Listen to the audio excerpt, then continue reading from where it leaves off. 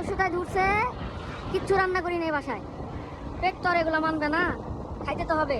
এখন যাচ্ছি হোটেলে বসে ভাত খাবো, জানি না কি দিয়ে খাবো, যা আছে সেগুলো থেকে যেটা পছন্দ হবে সেগুলো খাবে। Let's go with me. একটা ক্ষুধার্ত মানুষের সাথে চলেন যাই, কি খাই না খাই দেখাচ্ছি।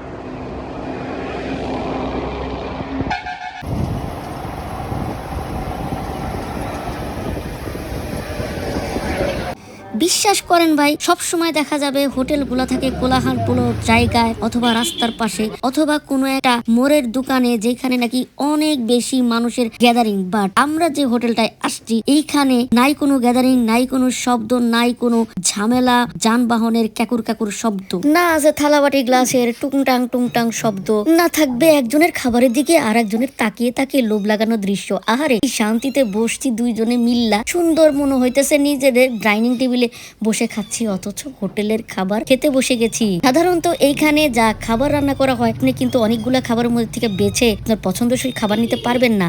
ও যে লালন সাজের একটা গান আছে না, বাড়ির পাশে আরশিনগর, আসলে এখানে হচ্ছে বাড়ির পাশে হোটেল এবং হোটেলের পাশে তার বাড়ি ঘর। সাধারণত তারা নিজের হাতে ফাস্টফুড আইটেম বানায় থাকে। ফাস্টফুডের মধ্যে কিন্তু সকল ফাস্টফুড আইটেম না, এখানে সিঙ্গারা, পুরি, সমুচা, পরোটা, হাঁসের মাংস এবং মুরগির মাংস থাকে বিকেলবেলা, এবং একটু সন্ধ্যার পরে থাকে খিচুড়ির সাথে এই ধরনের মুরগি এবং হাঁসের মাংসের মাখো মাখো ভুনা তরকারি, যা দেখলেই লোভ লাগবে, মনে হবে কি বাটিকে বাটি শেষ করে ফেলি এক বসাতেই।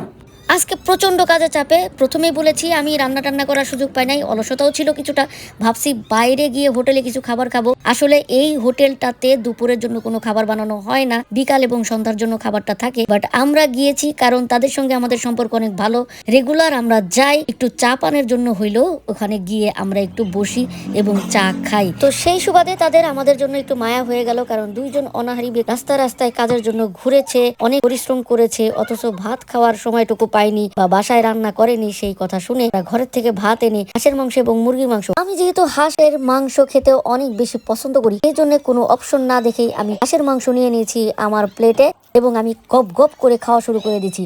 ওইদিকে বেচারা হাঁসের মাংস খেতে পারে না বললে ভুল হবে, সে খাওয়া পছন্দই করে না, হাঁসের মাংসের আশপাশ দিয়েও যায় না, যে খায় তার সঙ্গে কথা বলতেও পছন্দ করে না। বাট আমি তো তার স্ত্রী, কিছু করার নাই, আমার সঙ্গে কথা বলতেই হয়, আমার কথা শুনতেই হয়। আসলে কি, হাঁসের মাংস যে খায় না তাকে আমি শৌখিন মানুষ বলে মনেই করি না। হাঁসের মাংসের মতো মজা আর গরুর মাংসের মতো মজা পৃথিবীতে কোনো খাবার হতে পারে না, আমি মানবো না, মানি না।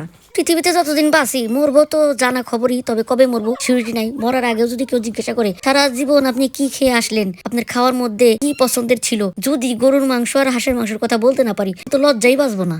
আপনারা হয়তো খেয়াল করেছেন, আমরা কিন্তু শাক দিয়েও ভাত খেয়েছি, শাকটা ছিল তাদের বাড়ির, ভাতটাও তাদের বাড়ি। হোটেল হলে কি হবে, এই আতিথেয়তা কিন্তু সব হোটেলে পাওয়া যায় না। দেখেন খাওয়া শেষে হাতটা ধুয়ে চাকাচাক হয়ে গেলাম, কারণ আর একটা খাবার কিন্তু আমার পছন্দের বাকি আছে, চা, সেটা আবার দুধ চা বাদাম দিয়া। ও মাঠের মধ্যে বসে দুধ চা খাওয়ার যে কি আনন্দ, বাচ্চা পোলা মানে ক্রিকেট খেলতেছে, বল করতেছে, আর একজনে ইচ্ছা মতো ব্যাট দিয়া পিটাইতেছে, সাথে আমার কাছে আছে এক কাপ বাদামের দুধ চা। কি সুন্দর একটা মুহূর্ত দেখেন, এত সুন্দর একটা মুহূর্তে যদি বিকালের গধূলি বেলায় বসে বসে বাচ্চা পোলাপানের খেলা দেখেন, সাথে চায়ের কাপে শখের চুমুক, ভালোবাসায় বদলানো যায় পৃথিবী। দেখ, চা পুরি ফাস্টফুডের আইটেমের দোকানকে বানিয়ে ফেললাম মুহূর্তের মধ্যে হোটেল। আজকের মতো এখানেই, আল্লাহ হাফেজ।